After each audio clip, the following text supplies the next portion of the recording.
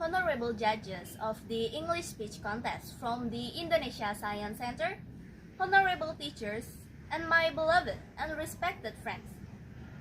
Assalamualaikum warahmatullahi wabarakatuh.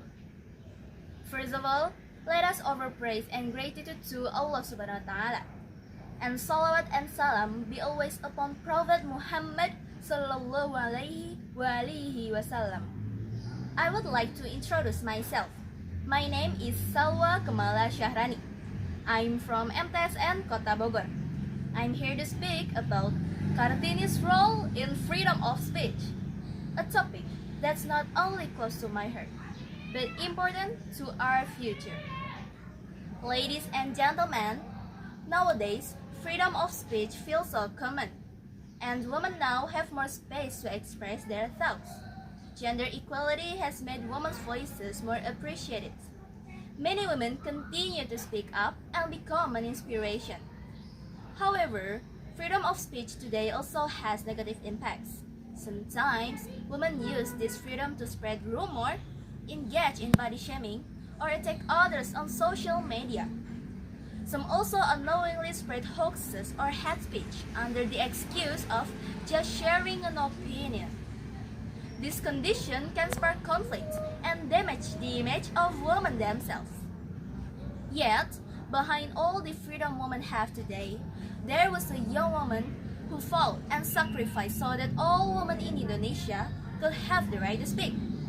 It is truly unfortunate if, in this era, many women misuse that right. More than 100 years ago, at a time when women's voices were expected to remain silent, considered weak, and bound by tradition, there was one young woman who dared to speak up. She is a heroine who greatly influenced the progress of our nation. Who is she? Let us find out together. Ladies and gentlemen, in the past, since childhood, women were taught to obey and stay silent. In Japanese society, many girls were married off at young age without their consent, and their voices were not considered important. Women were not free to express their opinions. Everything was controlled by unjust customs and rules. They were not allowed to participate in decision making. There was no space for women to voice their opinions, let alone dream. Women lived in the shadow of injustice that was considered normal. But in the midst of this darkness of injustice, there was one voice that bravely shone. She was Raden Ajeng Kartini.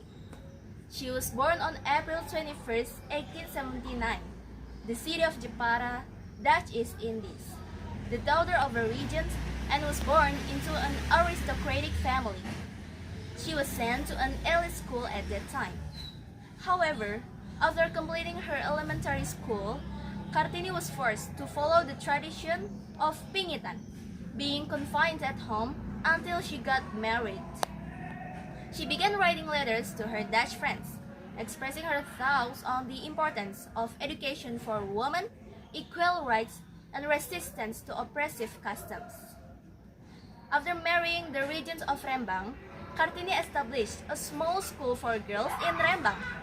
Kartini passed away at the age of 25. Even though her life was short, her legacy continues to live on. Her letters were published in a book titled Habis Gelap Terbitlah Terang, which later became a source of inspiration for the Indonesian women to rise, learn, and dare to dream. Kartini was someone who freed women from various race strains. Let us honor our mother Kartini by always remembering her contributions and celebrating her birthday. That's the speech I can deliver. I apologize if there are any mistakes in my words. Thank you very much. Wassalamualaikum warahmatullahi wabarakatuh.